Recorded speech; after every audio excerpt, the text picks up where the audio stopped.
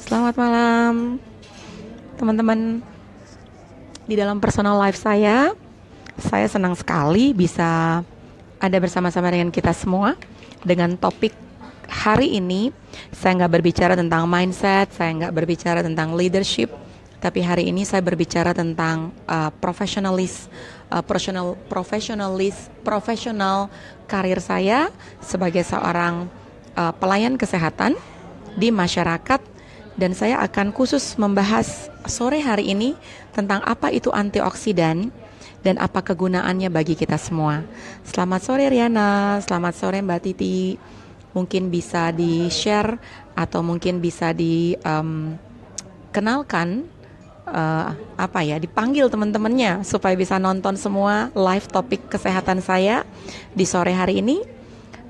Selamat sore, saya ada lihat Mbak Atika, Yeti, Mas Hasan, Dr. Sarah, thank you Mbak Nova, thank you for watching live education ini.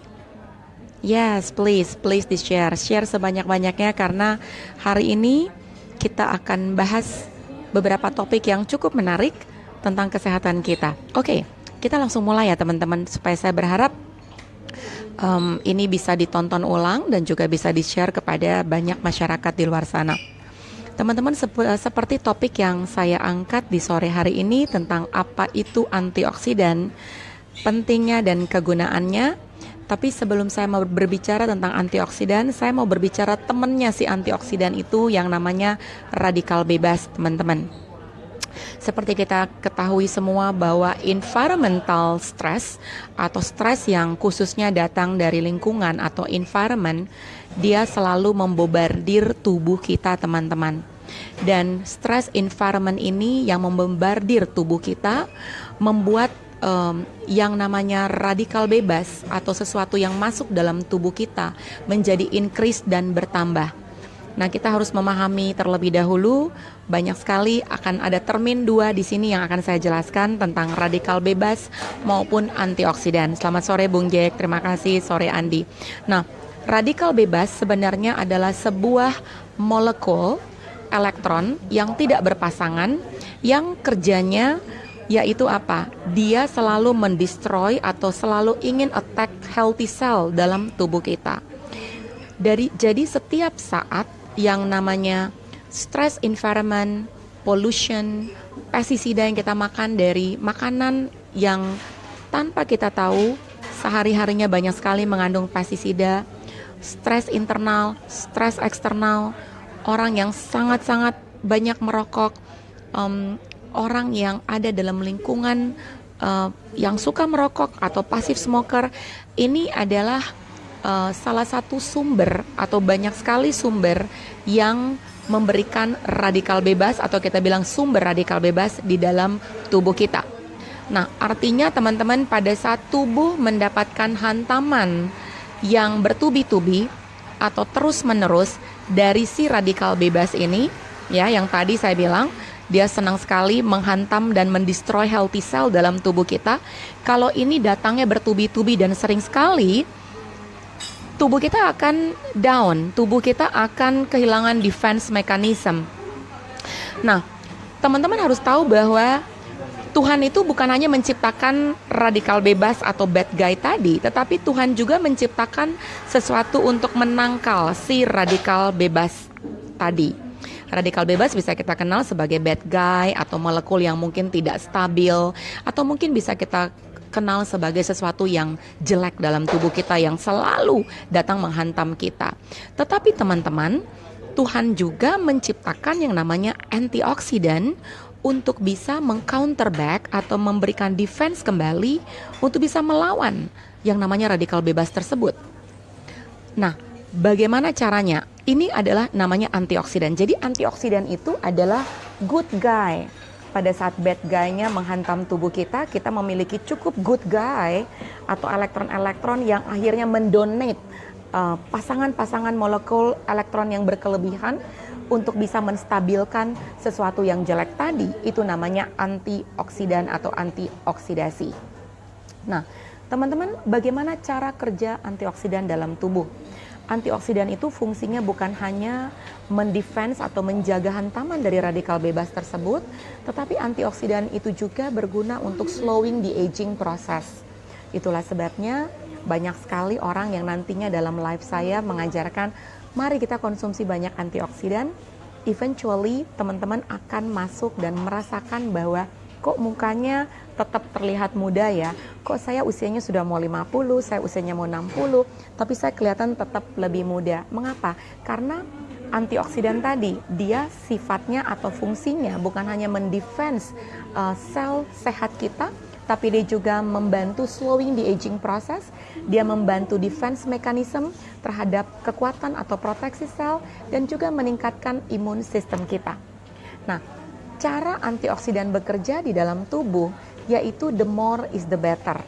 Kalau kita bicara tentang antioksidan, banyak sekali jenis antioksidan yang kita kenal. Salah satu contohnya ya, saya kasih tahu, yang namanya antioksidan vitamin C itu adalah contoh antioksidan. Resveratrol adalah contoh antioksidan. Polifenol adalah contoh antioksidan.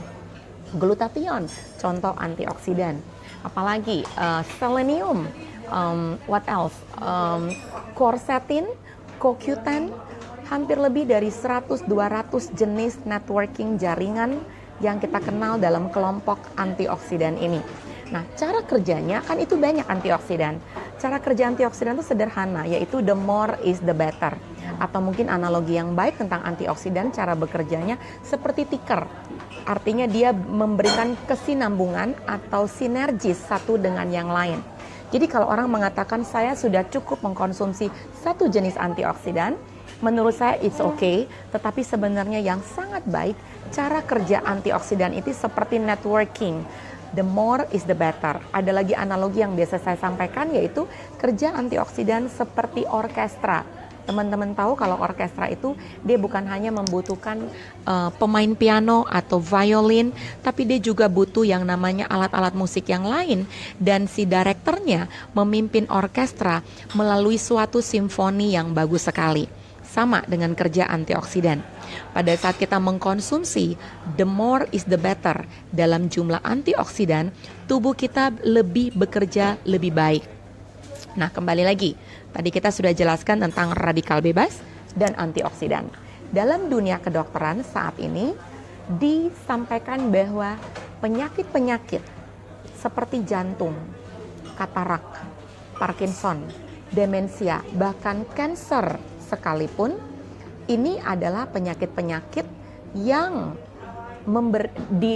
diketahui penyebabnya karena tubuh banyak sekali tereksposur dengan radikal bebas. Sekali lagi ya, penyakit-penyakit yang di luar sana, salah satu penyebabnya karena exposure radikal bebas yang banyak, kita mengenal yang namanya degenerative disease. Penyakit yang kita kenal seperti katarak, diabetes, jantung, kemudian kanker, demensia, Parkinson, Alzheimer. Ini penyakit-penyakit yang perjalanan penyakitnya lambat, yang kita kenal sebagai degeneratif, dan salah satu penyebabnya karena tubuh tereksposur begitu banyak dari radikal bebas. Itulah sebabnya si radikal bebas tadi yang kita tahu sifatnya sebagai bad guy bisa di counter back atau di fight kembali dengan antioksidan. So, kepentingan kita butuh mengkonsumsi, bahkan memiliki begitu banyak brigade pertahanan dalam tubuh kita. Tubuh kita membutuhkan banyak sekali antioksidan dalam tubuh. Dari mana antioksidan bisa didapatkan? Dari makanan kita, dari suplementasi kita. Ada dua hal yang bisa kita dapatkan dari intake antioksidan dalam tubuh kita. Sekarang kita bahas dulu makanan, teman-teman. Makanan-makanan apa sih yang sebenarnya bisa mengandung banyak antioksidan? Teman-teman kalau mungkin di Indonesia, teman-teman agak terlalu sulit bertemu dengan yang namanya strawberry, blueberry, blackberry, semua yang ada yang namanya berries di belakangnya itu adalah sumber antioksidan yang bagus sekali, karena dia mengandung yang namanya antosianin, di mana ini merupakan salah satu poten antioksidan yang dipakai salah satunya untuk prevent cancer juga, dan juga untuk bladder cancer, UTI atau infeksi saluran kencing, itu banyak sekali digunakan dengan buah-buah berries. Tapi bagaimana di Indonesia? Di Indonesia sumber antioksidan yang bagus sekali dari buah-buahan misalnya, dari jeruk, kemudian buah-buahan yang berwarna, buah-buahan berwarna ungu, buah-buahan yang berwarna kuning, buah-buahan yang berwarna merah. Di dalam piring kita kalau kita bicara buah yang sangat colorful, itu banyak sekali mengandung antioksidan. Juga sama dengan sayuran, sayur-sayur yang sangat colorful seperti misalnya black pepper atau paprika, tomat mengandung likopen antioksidannya. Kemudian kita lihat yang namanya wortel, dia mengandung karotin, itu antioksidannya juga sangat tinggi. Dan kalau kita mulai mengkonsumsi makanan-makanan yang sangat colorful seperti sayur-sayuran tersebut, artinya kita mulai mengerti bahwa kita memang cukup mendapatkan asupan antioksidan. Tinggal teman-teman harus memahami bahwa cara mengolah sayur-sayuran itu pun merupakan salah satu concern kita, bahwa sayur-sayuran nggak bisa banyak ditumis atau terlalu banyak mateng. Sebisa mungkin kita makan yang minimum proses, dan juga sebisa mungkin sayur-sayur itu kalau teman-teman bisa bebas pestisida, itu akan semakin baik lagi teman-teman. Nah, tapi bicara tentang pestisida, banyak orang akhirnya salah kaprah tentang organik dan non-organik. Organik dan non-organik itu banyak sekali menjamur di mana-mana, tapi kalau saya bisa kasih informasi tentang organik non-organik di Indonesia, regulasi di Indonesia pemerintah tentang organik dan non-organik masih kurang strict seperti yang ada di luar negeri. Sehingga sebenarnya organik dan non-organik di dalam sayur-sayuran memang benar bahwa tumbuhan itu tidak disemprot pestisida, tetapi belum tentu unsur hara di dalam tumbuhan yang ditanam organik itu kaya dengan unsur haranya. Mengapa? Kalau mengikuti regulasi yang benar tentang cara menanam tanaman organik yang benar, si tanaman tersebut harus diberikan kesuburannya kurang lebih 3-6 tahun sebelum tanah itu gembur kembali, kemudian ditanam dengan tumbuhan baru yang memang bebas pestisida. Baru kita bisa mengatakan bahwa sayur-sayuran yang kita konsumsi benar-benar organik dan full of unsur hara dan mineralnya. Jadi memang soal organik dan non-organik belum tentu bahwa memang banyak vitamin atau mineralnya di dalam. Enggak, tetapi memang dipastikan bahwa kalau kita mengkonsumsi yang organik, at least dia bebas pestisida. Nah, itu yang bisa saya sampaikan. Sirsak juga mengandung banyak sekali antioksidan. Banyak banget yang mungkin teman-teman bisa ketik di sini. Kemudian nanti saya bisa sampaikan juga makanan-makanan yang banyak mengandung antioksidan untuk kita konsumsi. Nah, tetapi satu hal yang lain lagi, antioksidan itu bukan hanya didapatkan dari sayuran dan buah-buahan tadi, tetapi juga didapatkan dari suplementasi antioksidan. Banyak orang yang mengatakan bahwa kalau saya mengkonsumsi antioksidan suplemen, apakah tidak merusak ginjal saya? Tergantung suplemen yang kita pilih yang mana, karena tidak semua suplemen di-create equal. Kembali lagi, kalau teman-teman mengkonsumsi suplemen yang asal-asal beli, kemudian kita nggak tahu di counter mana, teman-teman hati-hati. Tapi kalau teman-teman diedukasi, mempelajari kandungannya, ada apa di dalam suplemen antioksidan yang baik, dan nama-nama antioksidannya itu apa-apa saja. Salah satunya tadi sudah saya sebutkan, CoQ10, quercetin, alpha lipoic acid, kemudian polyphenol, beta karoten, katekinin, banyak banget di dalam box-box supplementation yang ada. Dan itu cukup mahal ya, itu tidak murah. Nah, saya sendiri sudah mengkonsumsi suplemen antioksidan yang namanya LifePack ini sudah hampir 12 tahun, dan apa yang saya temukan dengan mengkonsumsi LifePack, saya merasa imun sistem saya jauh lebih baik. Saya merasa aging proses saya juga sangat slow, sehingga saya bersyukur di usia yang seperti ini saya masih cukup memiliki energi yang cukup baik, dan proses metabolisme yang sangat-sangat saya syukuri dengan mengkonsumsi suplemen dan juga makan yang baik tentunya, dan juga berolahraga teman-teman. Nah, pertanyaannya, kalau banyak sekali orang mengatakan tadi ke suplemen dulu. Nah, suplemen ini memang penting. Mengapa penting? Karena kita tidak bisa hanya rely atau menggantungkan hidup kita hanya dari sayur yang kita makan sehari-hari. Mengapa? Karena dalam sayur-sayuran itu sendiri atau buah-buahan yang kita konsumsi, pertama, pada saat sudah dimasak, diolah, itu semua sudah mati. Artinya sudah tidak ada mikronutrien yang dibutuhkan oleh tubuh untuk kelangsungan regulasi healthy cell tadi. Sehingga kita nggak bisa mendapatkan yang namanya makro dan mikro in one time dengan makanan yang kita konsumsi. That's why kita harus mengambil dari suplementasi. Yang kedua, Itulah sebabnya banyak orang mengatakan saya udah konsumsi makanan organik. Apa memang saya masih butuh mengkonsumsi suplemen? Yes, tetap masih butuh karena concern tadi bahwa organik dan non-organik belum tentu organiknya ini dia memang mengandung unsur hara yang tinggi karena kita tidak pernah tahu bagaimana pertaniannya menyiapi lahan tanah tersebut sehingga unsur mikro atau unsur haranya yang memang dibutuhkan oleh tubuh kita itu tidak didapatkan sepenuhnya dari tumbuhan organik yang kita konsumsi. So itulah sebabnya kita sangat membutuhkan suplementasi antioksidan di dalam daily intake kita sehari-hari. Selain makanan yang padat, kita bicara makanan protein, karbohidrat, lemak. Ini adalah makronutrisi. Sedangkan di dalam suplemen-suplemen LifePack seperti ini contohnya, ini mengandung mikronutrien. Mikronutrien berbicara tentang vitamin, bicara tentang mineral, berbicara tentang enzim yang hampir nggak mungkin didapatkan dari makanan kita sehari-hari. Nah, ada satu hal yang menarik bahwa Journal American Medical Association atau kita kenal sebagai JAMA, ini merupakan organisasi prestis dunia kedokteran di Amerika.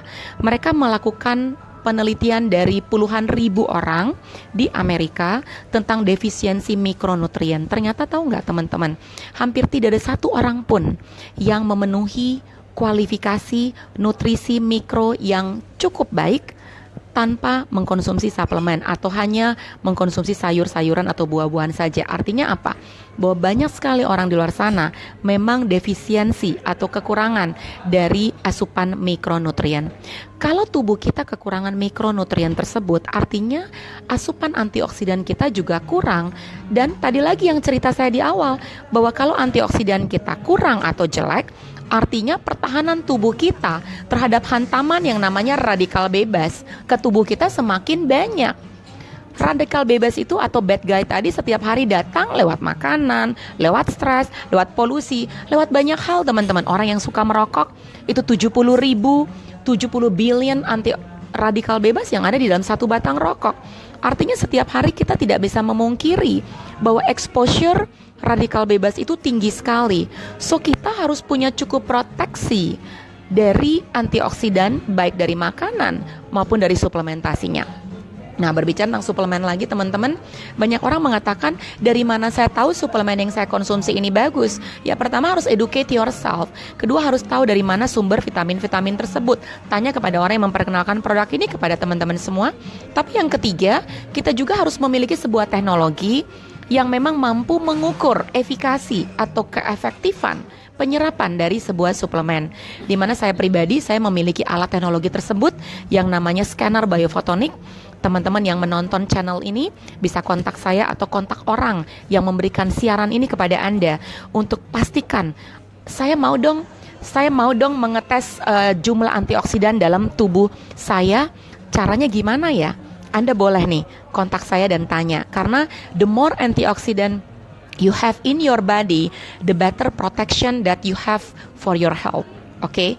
So, saya tidak mengatakan bahwa antioksidan itu segalanya, tetapi at least antioksidan memberikan coverage yang cukup banyak terhadap penyakit-penyakit yang tadi sudah saya sampaikan, terutama penyakit-penyakit degeneratif. Nah, saya pribadi setelah mengkonsumsi suplemen atau juga makan dengan yang baik, conscious mind, saya makan harus benar. Saya nggak boleh seenaknya dengan makan makanan yang banyak gula, karbohidrat, tidak berolahraga. Itu nggak benar. Tetapi saya harus be balance antara makan dan juga mengkonsumsi suplemen. Yang saya rasakan seperti tadi, imun sistem baik, jumlah antioksidan saya meningkat. Pada saat orang musim flu, saya hampir nggak kena flu. Tapi kalaupun kena flu, cepat sekali recovernya. Dan saya punya banyak sekali masukan atau informasi dari orang-orang yang mengkonsumsi suplemen antioksidan ini, yang mereka bilang, aduh gila banget ya, saya kerja tapi saya tetap merasa fit. Saya kerja sampai malam, pagi, saya tetap merasa energi level saya tetap meningkat. Itulah salah satu yang memang kita dapatkan cerita atau testimoni orang di luar sana tentang LifePack atau antioksidan ini. Nah, LifePack antioksidan ini dia berisi 4 kapsul, dimana memang kalau teman-teman gampang banget tinggal dibawa di plastik. Dan menurut saya this is one of the the easiest way untuk bisa keep on track untuk mengkonsumsi suplementasi kita dengan tidak sulit 2 kali sehari. Dan saya pribadi sudah konsumsi ini lebih dari 12 tahun teman-teman.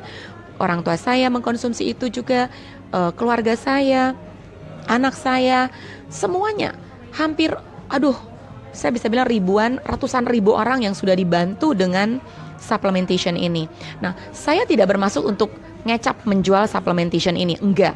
Tapi saya memberikan edukasi, semua dari kita yang harus memutuskan dengan bijaksana bahwa you have to educate yourself.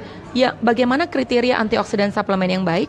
Bagaimana kita bertanggung jawab dengan kesehatan kita untuk bisa mengurangi paparan radikal bebas, dengan mengurangi stres, dengan mengurangi keberadaan kita di tengah-tengah tempat polusi, dengan tidak mengkonsumsi banyak makanan pestisida.